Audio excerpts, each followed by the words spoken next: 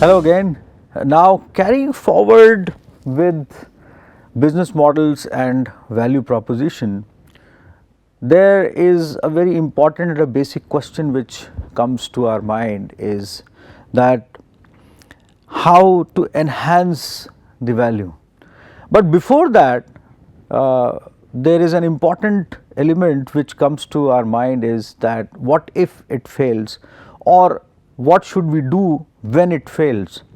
So, business model failure is a basic and a major question, because when business model evolves or business evolves at large, resources have been infused, investment has been done, people have been involved, market forces have been involved, there is an image associated with that, there is positioning associated with that, and one doesn't, after so much, one doesn't want it to get over so easily, and then one associates his or her ambitions with, or the organizational ambition also gets through with such kind of a proposition.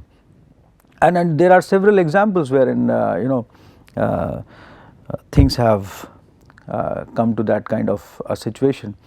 There have been so many products, there have been so many organizations which have gone through such kind of phases. One cannot say that this was the mistake of X or Y, or X factor or Y factor, because retrospective analysis is very easy to do. Largely you just spread the story, and you tend to identify the problem generators, and then you say that this was the problem. So it's fairly easy, because when you were actually doing things, then you never wanted the process to get failed. We have seen so many automotive products which have come in due course of time, and they did not work so well. We have seen products which have done exceptionally well, crossed a particular stage of growth, reached to stagnation, and then dipped down. I,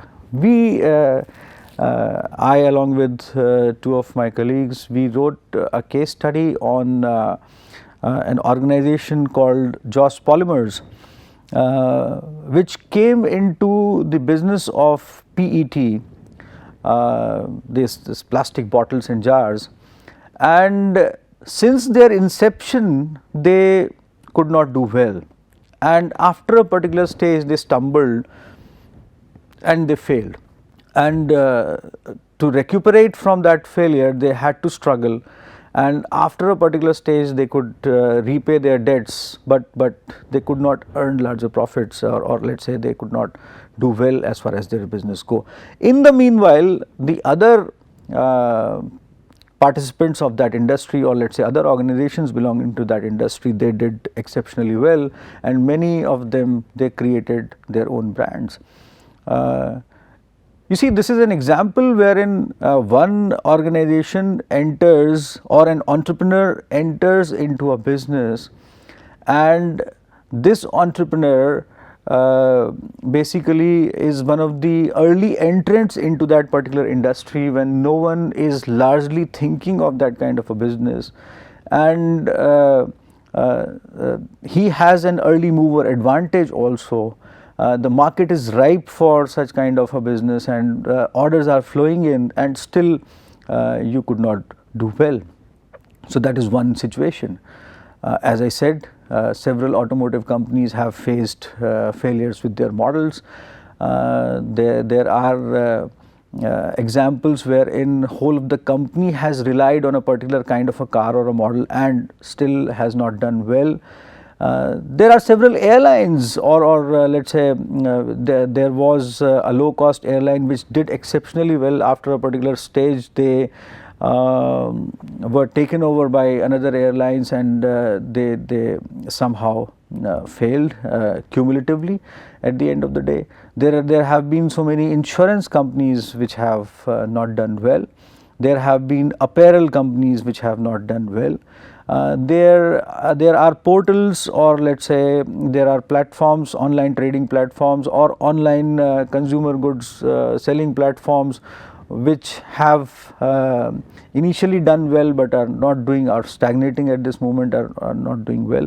So, all these examples, they take us towards three aspects. As I said, retrospective analysis, when things are over, it is slightly easy to understand, but what is to be done when this moment of failure is about to approach you, or failure is coming, and if it happens suddenly, what is the remedy kind of, and what reasons have to be identified as the major reasons for the same.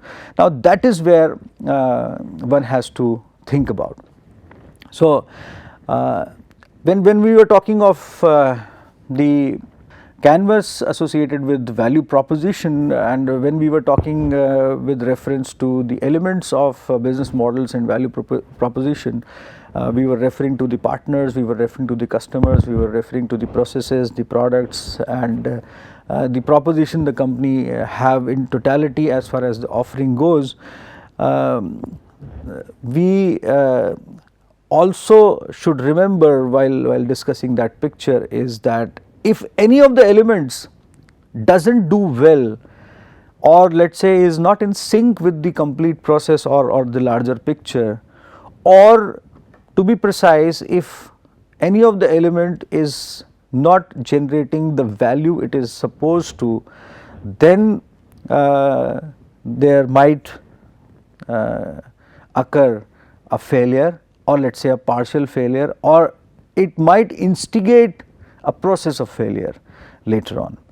So, for example, an automotive company is very good as far as its design approach is concerned, but somehow they could not fathom or analyze that what their customer actually wants, and they create a product which is good, which is logically fine as far as the present situation goes, utility goes, and several other aspects associated with that product. Their partners and suppliers are in sync with them, they are working fine as far as production of that process goes, everything is in place.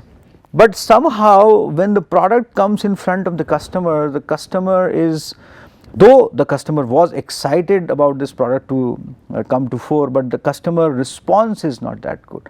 So, that takes us to a situation that somehow we could not analyze the actual desire of the customer in association with that product. Somehow the customer actually does not feel so delighted to look at the final product actually somehow.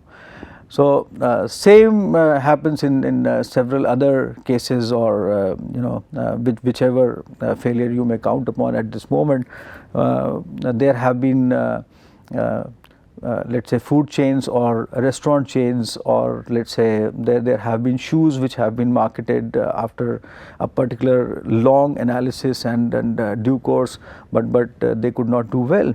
So, the message here is that if any of those elements is not generating the value it is supposed to, a process of failure might get instigated.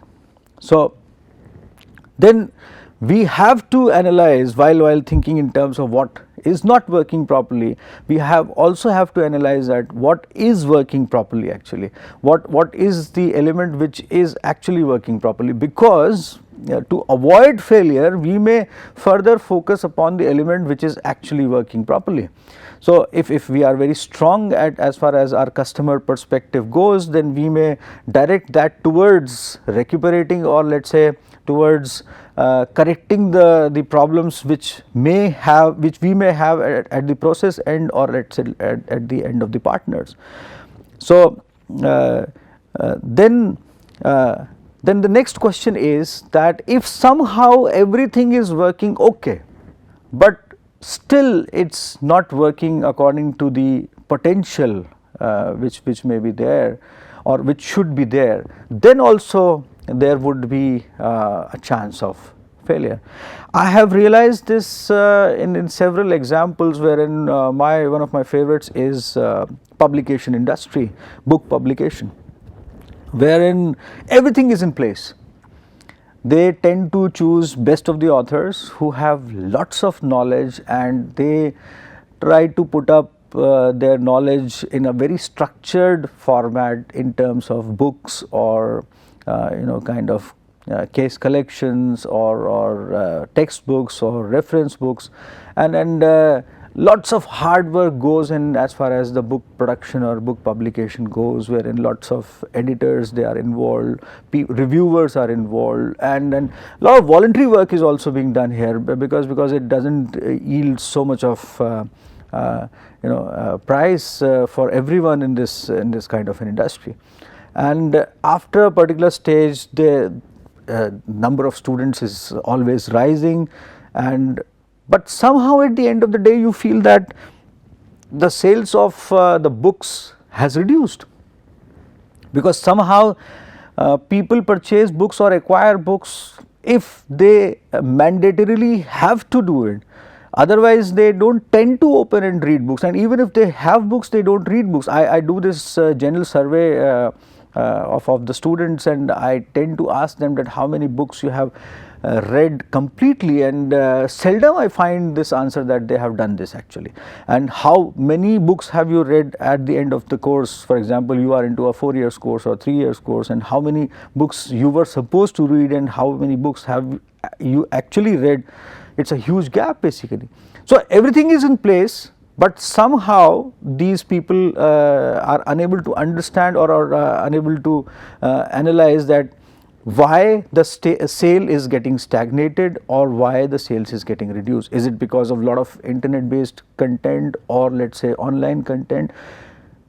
If it is, then one has to analyze that how that content can be enriched. But after analyzing this situation, one finds out, and the publishers, they tell me, and I also realize that internet content is provides a complementary kind of a content as far as the textbook goes. The fundamental textbook cannot be so easily replaced. Fine, it is downloadable or it's in e-form, that is a different issue, but textbook cannot be so easily replaced. So that is where one has to think in terms of that everything is in place, everything is right, but still somehow they are not working according to their potential. And to do that, they have gone for an incremental change as far as provision of content or delivery of content goes. They have tried to provide you a book, and then they have given you a login ID wherein you can get connected to their platform, and then use that book with different kind of in different kind of ways. They have connected authors with the readers, and authors keep on guiding on that how they would recommend the readers to read the book, and so on. The story is endless, but again it's a very big kind of a question when you think in terms of what is to be done. So what is the remedy like? What are the elements of how should we come out of this situation? One is futuristic approach.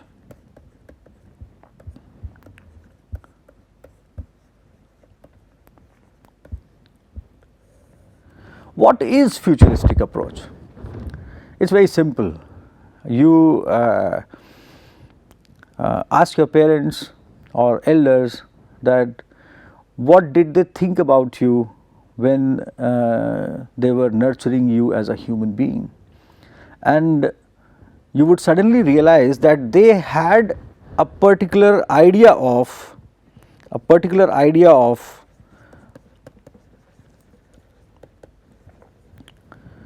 your characteristics.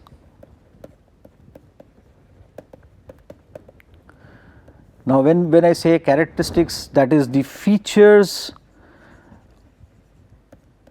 of a product, service and process. When you say features, it is associated with the value that may generate. Your parents our elders have always been thinking in terms of that what kind of value this person would add to this society later on. When you raise your kids, you always think in terms of that how, what would they do and how would they do that to make their own lives comfortable and to contribute meaningfully as far as the society and the growth and development of the society goes. People envision that, and then people put the youngsters under particular kind of a training and process, and then a product comes in. Same happens with as far as this process of remedies or avoiding failure. So this is about avoiding failure or futuristic approach. Now let's focus on precise aspect of when failure is happening actually. So when failure is happening, it provides the signs as in case of an illness. Something goes wrong, sales dips down, people tend to leave the organization, some attrition is there, workforce it moves out due to the attraction towards other organizations, but the prime reason is that they are not happy there. Your partners are leaving you. So somehow there are signs which are happening around you and you are overlooking that somehow. Somehow you are not received so well as far as the present situation is concerned. That indication should be taken sportingly well, and that indication should be met with problem identification perspective. That is, we have to immediately try and deliberate upon and brainstorm upon that what kind of a problem is occurring and why, and then we have to disseminate that problem into causes and symptoms.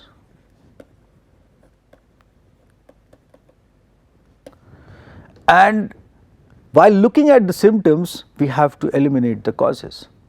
So I'll further elaborate this kind of. For eliminating causes, one has to think in terms of areas of considerations. What kind of areas of considerations you have to look for in the whole story. So we have to look at the areas of consideration. We have to focus upon the areas to eliminate the causes as far as the remedy process goes. You go to a dentist and dentist say and you tell that my tooth, there is a toothache I have. The dentist doesn't eliminate the tooth. Dentist tries to understand the problem and eliminate the cause actually. If cavity is a cause, so he tries to fill up the cavity. If something else is there, he goes for a root canal procedure and so on. So one has to look in terms of, for example, you go to a physician and you say that I have a continuous headache. Physician doesn't straight away goes for a medicine for the headache. Physician says that you should go for an eye checkup also.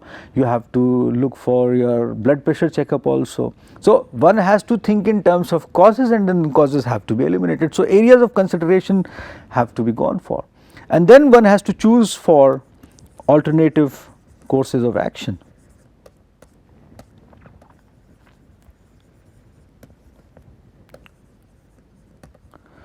Alternative courses of action are wherein you want to address those causes or eliminate those causes with one, or I should say two or more than two mutually exclusive but equally powerful ways, because especially in business you have several ways of addressing a problem, and you have to think in terms of that what method or way would be more appropriate at this moment to look at this kind of a situation.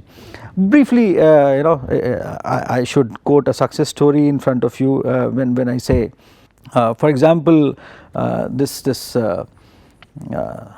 if you would have monitored the growth of this product by Mahindra Automotive's Scorpio, it's one of my favorites. wherein the earlier product was not doing well, organization was going through a rough phase, and then a team was constituted by the organization, and that team started focusing on designing a new vehicle. So we will talk about and refer to that thing more as far as our design thinking discussion goes in the subsequent part. But then you have that team started addressing this problem or dipping down of sales or losses with rejuvenating a product with a similar kind of a profile, but entirely with entire or let us say a lot of difference as far as the product structure, shape and features go, and while having the basic fabric of positioning of being a multi-utility or sports utility vehicle, which Mahindra had been producing as far as their bouquet of vehicles was concerned, they kept that positioning and fabric intact, but again they enhanced the span of that positioning, or I must say that they partially repositioned themselves with a different kind of a vehicle and approach. And today it's a huge success story wherein Scorpio has done exceptionally well, and on the basis of that vehicle now they have so many vehicles in the market, and they are being received fairly well. So that is where, for example, Royal Enfield, this motorbike almost became a product of the past. But this organization consistently and persistently, knowing very well that customer still likes the vehicle, they went for analyzing the customer and the feelings of the customer, which existed when this product was doing well. So they tried to analyze that why customer is getting off and getting away, and they realized that it's actually not the customer who's getting away. So customer still likes the vehicle, but there are several aspects to be catered to. Some advancements in the processes, some advancements in the product and the profile of the product, and then from the side of the partners, some more commitment from the side of the partners has to be taken. And Royal Enfield tried to address everything, and they focused upon generating or enhancing the value with reference to the potential of the elements of the whole picture, or let us say value chain. They worked upon that kind of thing, and finally we see that Royal Enfield has started doing well again. So the message here is that value generation, or let us say keeping up the value would keep you intact, but value enhancement with the perspective of potential associated with an organization, or let us say value potential of the value which organization has to provide, so is the most important aspect, and potential and value have to go hand in hand. So that is to be catered to. For example, Bata dipped down for a while. They have been doing exceptionally well, and every schoolboy used to wear Bata shoes earlier. So Bata did well, but Bata somehow lost on sales, and they tried to find out that what are the reasons, is there the number of products, or let us say the number of models, or the types of shoes, or the associated products, or what do they have to do actually. So they tried to analyze everything, and then they realized that still customer has a very specific brand value in his mind about Bata, and they still have potential to grow. And then they tried to analyze value in terms of potential of value at every portion of value chain, and they realized that they have to enhance their presence through their partners and distributors at large, and Bata went for that, and they went for enhanced quality, and their quality standards were revisited by them, and today Bata is doing quite well. So same happened with management education, and I'll finish this discussion with this example wherein management education came into India several years back. Few institutions supported by government, they initiated management education, and so many stalwarts, they contributed as far as enhancement and capacitating this management education. So many students, they came in, and those students have played a pivotal role in the social development, societal development at large, and the economic development of the country and abroad as well. Management education was supposed to play a particular kind of a role, and it had to grow exponentially. But despite of the fact that there is a huge demand and supply gap, management education somehow could not do well. And today we find someone saying that 90% of the people are unemployable, or someone saying 70% of the people are unemployable. There are several ratios which are being catered to at this moment. But that gives me kind of a sort of confusion, wherein I feel that what went wrong.